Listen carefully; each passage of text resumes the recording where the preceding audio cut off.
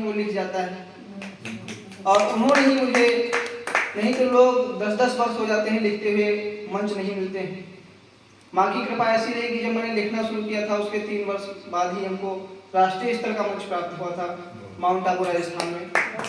तो ये मैं कुछ नहीं करता हूँ, जो करती है माँ करती है। मैं 4 पंक्तियाँ माँ के चरणों में समर्पित करता हूँ कि नम्रता की मूर्ति विनम्रता प्रदान कर, नम्रता की मूर्ति विनम्रता प्रदान कर, हे मातु अम्ब तू प्रचंड अट्टहास कर, और वीणा बजा के तू हे मातु शारदे, शुक्ला पे कृपा कर, हे अम्ब मात तू दिव्य काव्य पाठ तू माँ मुझे प्रदान कर। और बिना किसी भूमिका के 4 पंक्तियां आप सभी के बीच में रखता हूँ। इश्क और मोहब्बत आता है हमें भी, किंतु भारती की पहले आरती होनी चाहिए। इश्क और मोहब्बत आता है हमें भी, किंतु भारती की पहले आरती होनी चाहिए। और आपके रक्त में उबाल कितना बाकी है, आपके रक्त में उबाल कितना बाकी है, इसकी परख भी सबसे पहले होनी चाहिए। और कूट कूट देशभक्ति, कूट कूट देशभक्ति, भारती से प्यार हो, हर एक व्यक्ति में रवानी होनी चाहिए। और मासूकाओं पे तो सभी जान छिड़क देते हैं, देश पर जो मर मिटे जवानी होनी चाहिए। और एक फिल्म आई थी कुछ वर्ष पहले, पद्मावती।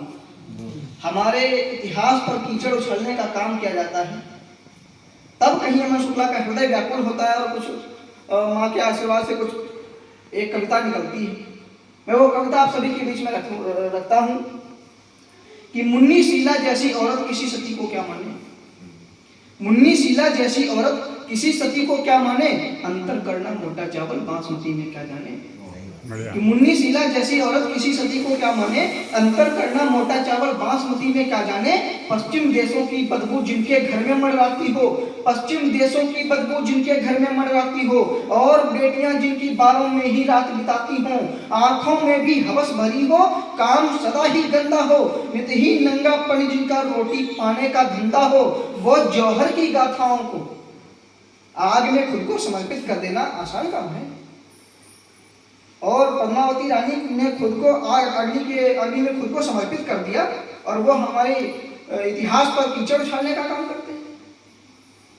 कि मुन्नी शीला जैसी औरत किसी सती को क्या माने, अंतर करना मोटा चावल बासमती में क्या जाने। पश्चिम देशों की बदबू जिनके घर में मंडराती हो, और बेटियां जिनकी बाहों में ही रात बिताती हों, आंखों में भी हवस भरी हो, काम सदा ही गंदा हो, नित ही नंगापन जिनका रोटी पाने का धंधा हो, वो जौहर की गाथाओं को आज दिखाने आए हैं। रानी पद्मावत को वो इंटरेस्ट मोड में लाए हैं। कौन लोग? कि जिनके आंगन में यारों की रसायन ही जन्मी है, जिनके घर का बच्चा बच्चा पापी और कुकर्मी है, पाप कर्म से जिस घर की हैं दीवारें सब मढ़ी हुई, वास पापियों का जिसमें है बॉलीवुड वो गढ़ी हुई, इस गढ़ी में शामिल होने वाले अक्सर धूमिल हो जाते, दुनिया की नजरों में उनके अच्छे कर्म महस हो जाते। बॉलीवुड के सकुनी ने जौहर को काट बना डाला, बकरी बकरों ने मिलकर पद्मावत को साग बना डाला। तब अमर शुक्ला कुछ कहता है कि साग नहीं ये दुष्टों को दंडित करती गौरव है, जो रानी जौहर की पूरे भारत का गौरव है। जो रानी जौहर की पूरे भारत का गौरव है। अगर आपको फिल्म बनाने का इतना शौक है तो हमारे देश में कितने ऐसे वीर पुरोधा पैदा हुए हैं जिन पे मुगल शासकों की बेटियां अपना यौवन लुटाने को तैयार रहीं। तब कुछ के नाम लेना चाहता हूं कि इल्तुतमिश की बेटी भी थी करमचंद्र की दीवानी, इल्तुतमिश की बेटी भी थी करमचंद्र की दीवानी, और फिरोजा पागल फिरती विरमदेव की दीवानी। छत्रसाल को दिखलाते तुम और शिवाजी ले आते, इनकी प्रेम दीवानी कितनी ये भी तो तुम दिखलाते। फिल्म बनानी थी तुमको सच्चा इतिहास दिखा देते, और मोहम्मद गौरी का परिहास दिखा देते। फिल्म बनानी थी तुमको तो सब कुछ साच दिखा देते, आजमेर के चिश्ती का भी नंगा नाच दिखा देते। बहुत बढ़िया। और हम वीर रस के कवियों पे एक आरोप हमेशा से लगाया जाता रहा है कि अगर पाकिस्तान ना हो तो हमारे पास लिखने लायक विषय नहीं बचेगा। मैं उस बात को निषिद्ध करता हूँ, और मेरा मानना है कि ऐसी कोई कुरीति, ऐसी कोई बुराई जिसके खिलाफ हम आवाज उठाते हैं वही वीर रस है। हमारे सनातन धर्म को कोई बदनाम नहीं कर सकता, सिर्फ हमारे अलावा हम ही उसको बदनाम करते हैं।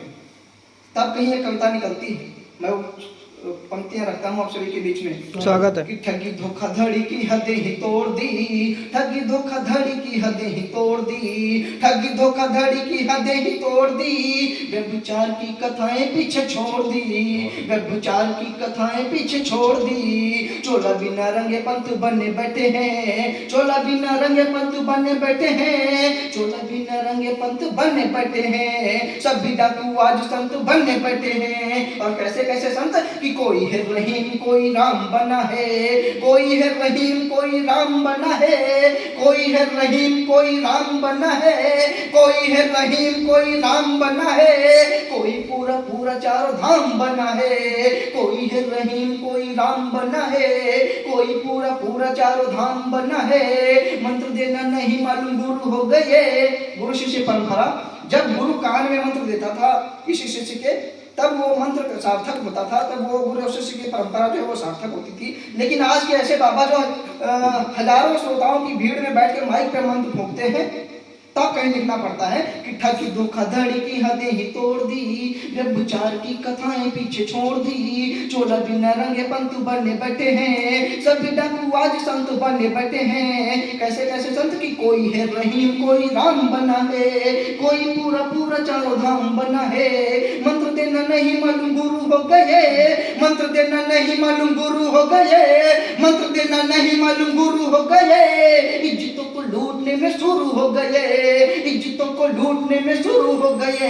ऐसे ढोंगियों का बंटा धार कर दो, सभी ढोंगियों का बंटा धार कर दो, ढोंगी बाबाओं का बंटा धार कर दो, इन्हें गोली मारो उद्धार कर दो, इन्हें गोली मारो उद्धार कर दो। भारत माता की, भारत